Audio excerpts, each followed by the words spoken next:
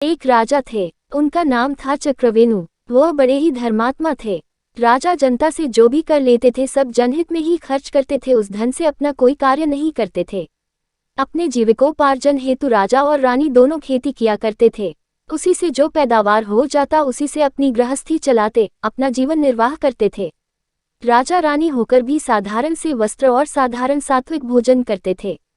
एक दिन नगर में कोई उत्सव था तो राज्य की तमाम महिलाएं बहुत अच्छे अच्छे वस्त्र और बेशकीमती गहने धारण किए हुए आई और जब रानी को साधारण वस्त्रों में देखा तो कहने लगी कि आप तो हमारी मालकिन हो और इतने साधारण वस्त्रों में बिना गहनों के, जबकि आपको तो हम लोगों से अच्छे वस्त्रों और गहनों में होना चाहिए। ये बात रानी के कोमल हृदय को छू गई और रात में जब राजा रनिवास में आए तो रानी ने सारी बात बताते हुए कहा कि आज तो हमारी बहुत फजीहत बेइज्जती हुई। सारी बात सुनने के बाद राजा ने कहा, क्या करूं, मैं खेती करता हूं, जितना कमाई होती है घर गृहस्थी में ही खर्च हो जाता है। क्या करूं, प्रजा से आया धन मैं उन्हीं पर खर्च कर देता हूं। फिर भी आप परेशान न हो, मैं आपके लिए गहनों की व्यवस्था कर दूंगा, तुम धैर्य रखो। दूसरे दिन राजा ने अपने एक आदमी को बुलाया और कहा कि तुम लंकापति रावण के पास जाओ और कहो कि राजा चक्रवेणु ने आपसे कर मांगा है और उससे सोना ले आओ। वह व्यक्ति रावण के दरबार में गया और अपना मंतव्य बताया। इस पर रावण अट्टहास करते हुए बोला, अब भी कितने मूर्ख लोग भरे पड़े हैं।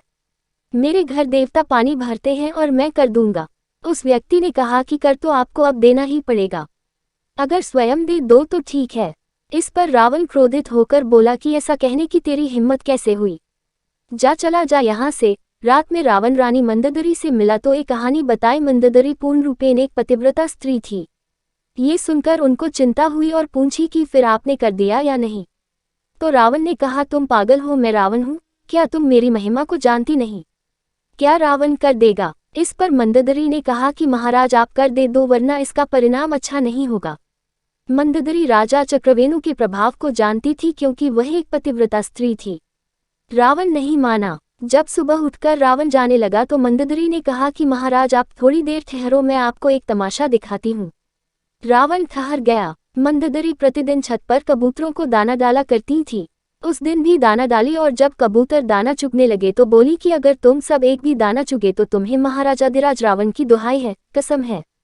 रानी की इस बात का कबूतरों पर कोई असर नहीं हुआ और वह दाना चुगते रहे। मंदोदरी ने रावण से कहा कि देख लिया ना आपका प्रभाव।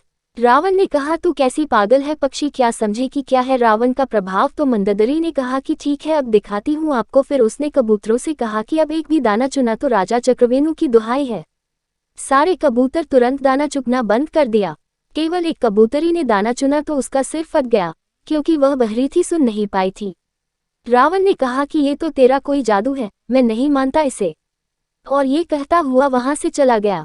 रावण दरबार में जाकर गद्दी पर बैठ गया। तभी राजा चक्रवेणु का वही व्यक्ति पुनः दरबार में आकर पूछा कि आपने मेरी बात पर रात में विचार किया या नहीं, आपको कर रूप में सोना देना पड़ेगा। रावण हंसकर बोला कि कैसे आदमी हो तुम, देवता हमारे यहाँ पानी भरते हैं और हम कर देंगे। तब उस व्यक्ति ने कहा कि ठीक है, आप हमारे साथ थोड़ी देर के लिए समुद्र के किनारे चलिए। रावण किसी से डरता ही नहीं था, सो कहा चलो, और उसके साथ चला गया। उसने समुद्र के किनारे पहुंचकर लंका की आकृति बना दी और जैसे 4 दरवाजे लंका में थे वैसे दरवाजे बना दिए और रावण से पूछा कि लंका ऐसी ही है ना। तो रावण ने कहा हाँ ऐसी ही है, तो तुम तो बड़े कारीगर हो। वह आदमी बोला कि अब आप ध्यान से देखें, महाराज चक्रवेणु की दुहाई है। ऐसा कहकर उसने अपना हाथ मारा और एक दरवाजे को गिरा दिया। इधर बालू से बनी लंका का एक एक हिस्सा बिखरा, उधर असली लंका का भी वही हिस्सा बिखर गया। अब वह आदमी बोला कि कर देते हो या नहीं, नहीं तो मैं अभी हाथ मारकर सारी लंका बिखेरता हूँ। रावण डर गया और बोला हल्ला मत कर, तेरे को जितना सोना चाहिए चुपचाप लेकर चला जा। रावण उस व्यक्ति को ले जाकर कर के रूप में बहुत सारा सोना दे दिया। रावण से कर लेकर वह आदमी राजा चक्रवेणु के पास पहुंचा और उनके सामने सारा सोना रख दिया। चक्रवेणु ने वह सोना रानी के सामने रख दिया कि जितना चाहिए उतने गहने बनवा लो। रानी ने पूछा कि इतना सोना कहाँ से लाए। राजा चक्रवेणु ने कहा कि यह रावण के यहाँ से कर रूप में मिला है। रानी को बड़ा भारी आश्चर्य हुआ कि रावण ने कर कैसे दे दिया।